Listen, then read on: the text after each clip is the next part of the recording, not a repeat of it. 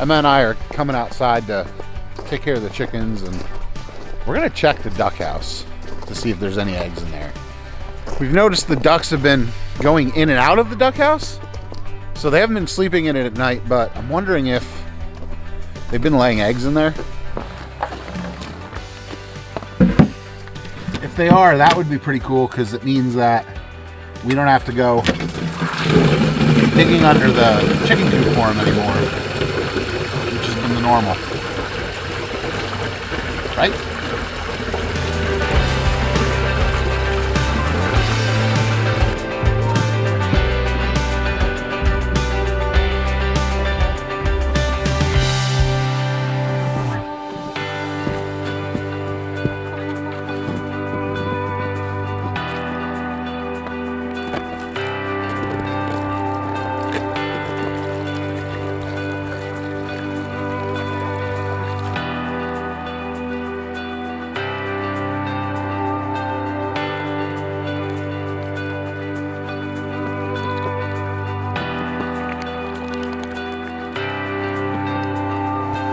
See what's in the duck house here.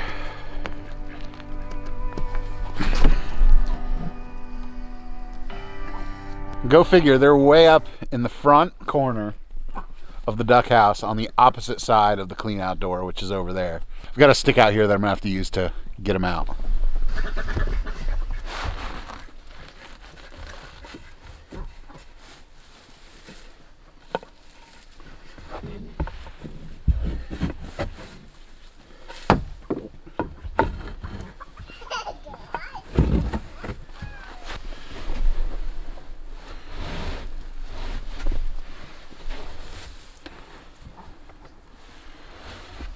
Yesterday I started delivering the first of the 2020 pork shares to our customers. When you have a small farm, you find yourself worrying about a lot of things that larger farms might not have to worry about. Obviously, you've got a lot of the same concerns as those bigger farms. You worry about the health of your animals. You want to make sure everyone's happy and healthy. You worry about being able to find customers for your products. You know, being that we operate with such small margins, we have small quantities, you know, we don't raise tons of chickens, we don't raise tons of pigs. We have to worry about, oh, thank you. Emma gave me her gloves. She's done wearing them. We have to worry about things on a slightly greater scale, because if we don't worry about them, our profits and losses can be affected immensely. To put in perspective, if we raise 100 chickens a year and we lose one chicken, that's 1% off the top end of everything. And because your margins are not super great on poultry or really anything on the farm, you know, you talking about 1% of your gross product can translate into more than 1% of your profit at the end of the year. So when it's all said and done, the thing I find myself worrying most about on our small farm is customer satisfaction, because you can't necessarily affect incidental losses here and there. If you lose a chicken or you lose a duck, if you drop an egg, like I just did, one of those duck eggs broke because I hit it too hard with that stick that I was using. Those are things you can't necessarily control all the time. They're just gonna happen, they're incidentals, and they're not gonna happen all the time, but they'll happen sometimes. So while you really shouldn't worry about those things too much because they're out of your control, it doesn't change the fact that my most feared problem on the homestead is customer satisfaction, especially on the pork side of things for us. Well, let me break it down. But first I'm gonna bring Emma inside because, are you cold? No. Yeah. All right. I'm going to bring her inside. I'm going to set her up with a snack, and we'll come back outside and we'll talk about this. So my biggest worry personally that I find on the homestead is not losing animals before butchering time. It's not fire. It's not predators. My biggest worry, and when I say worry, I mean the thing that causes me the most loss of sleep at night, is that our customers simply aren't going to be satisfied with the product that we've sold them. And specifically that pertains to the pork more than anything else, because, you know, a chicken is very small. It's a relatively low financial cost. They can see the chicken typically before they plunk their money down and commit to it. You know, a chicken is a chicken. Vegetables are the same way. You know, if we sell any vegetables, if we sell eggs, they're relatively small commitments that people will typically be able to see before they get invested into it. But with our pork shares, things are a little bit different. The way our pork shares work is our customers buy into a pork share very early in the year, sometimes before we even have the pigs in our physical possession. And that is a long, involved process for them. They watch the pigs go from piglets to medium-sized pigs up until slaughter weight, which for us is around 250 to 300 pounds. This year was even a little bit larger than that. And they're paying by hanging weight, meaning at the end of the pig's life, when it's processing, we gut it, we skin it, we put it up on the hooks, we measure how much it weighs, and they're paying by that weight. It's not like I can give our customers an exact figure when they sign on for this whole thing. They know they're going to get a pig, whether it's a half or a whole. They know about how much that pig's going to weigh, and so they know about how much that pig's going to cost. But processing fees can change. The weight of the pigs, like this year, they got really big, so that can naturally drive the cost up a little bit. It's kind of a little bit of, you know, I always say it's kind of like, here, hold my hand and we'll go on this journey together. Come with me if you want to live. It's okay, Mom. He's here to help. It's okay. So for me as a pork producer, especially a small scale one, knowing that I'm putting a product on their table at the end of the process that they're happy with, it causes me to lose some sleep. It gets me a little bit worked up and nervous because you put a lot of work into it and you want the customer to feel like the money they put forward was worth it in the end.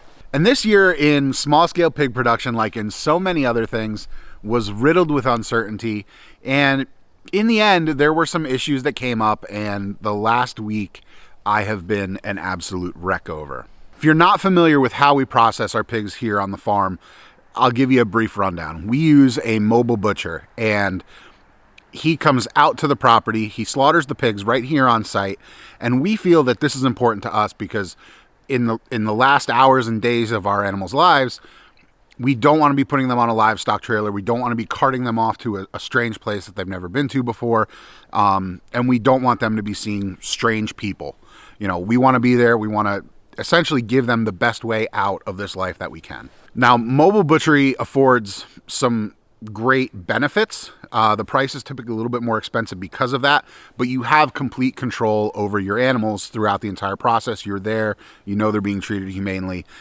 It's a huge benefit, and we try to do that as much as possible whenever we can. This year, our mobile butcher had some staffing issues where cutters that he had brought on to help him out either flaked on him or couldn't continue on cutting with him for reasons that were beyond the butcher's control. What ended up happening and the decisions that were made were none of the meat that we sent could be smoked, which is not the end of the world. I was able to secure an outside processor who could smoke our meat for us. I dropped the hams and bellies off with him yesterday, and they will be turned into bacon and smoked hams. But there was another problem that isn't so easily remedied. In my conversations with the butcher toward the end of this, there was some miscommunication, and it was decided that sausage was not going to be linked, and that was okay. But what it really turned out to be was that it wasn't going to be made at all. There would be no sausage. All orders would be delivered as just plain ground pork. And I wasn't aware of this. I had dropped off an order yesterday with one of our customers about an hour away, and she contacted me afterwards and asked if there was any sweet Italian sausage in there. She was very nice about it. She wasn't, you know, accusatory or anything like that right off the bat, which is great. And I reached out to the butcher and I said, you know, hey, for this order, did you grind any sweet Italian sausage? Was there a box missing maybe, perhaps, from when I picked up? And that was when I found out that no sausage was made for the pigs on our orders, and it all had gone as plain ground pork. And this is part of the reason why I have a really hard time relinquishing control of things, because in this case, it was not an issue with me. It was not an issue with the cut sheets. It was not an issue with anything else. Something beyond our control took place and led to a customer being upset. And honestly, as a small producer, these customers are my backbone. You know, if I don't have 6 to 10 dedicated customers a year who want to buy pastured pork, then there's no point in me raising pastured pork besides the 1 or 2 pigs for our family. I was able to salvage the situation in the end. I've spoken to all the pork holders. Really what it's going to come down to is I'm going to take the ground pork and I'm going to turn it into sausage and actually link it right here on the Homestead, because I do own that equipment and I know how to do it.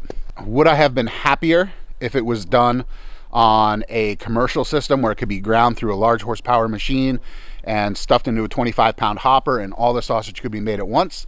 Yes. But I have a 5-pound hopper. I'll be able to get through it, and it's not the end of the world. That said, if we're talking about what causes me the most sleepless nights on the Homestead, that's it. Because immediately yesterday, I had been filming. I found out about the sausage at the end of that vloggy video, and I basically put the camera down and just said, screw it, I'm not editing a video. This is why there wasn't a video out on Tuesday of this week. But I wanted to come back. It's Tuesday today, and I wanted to come back after sitting down and reassessing the whole thing this morning. I wanted to make this video and put it out there that even though it's my greatest fear and the source of the most worry for me, it can be mitigated, and it's going to be effort, and it's going to take some work, and it's not going to be as smoothly as I would have liked it, but it's going to happen, and everything's going to be okay in the end. If you like this video, make sure to hit the subscribe button down below. We're always coming out with new content, whether it's for tractors, homesteading, farming, whatever you want to call it. We just are living our life down here, enjoying the benefits of being a little bit more self-sufficient. Thanks for watching as always, and have a great day. Bye.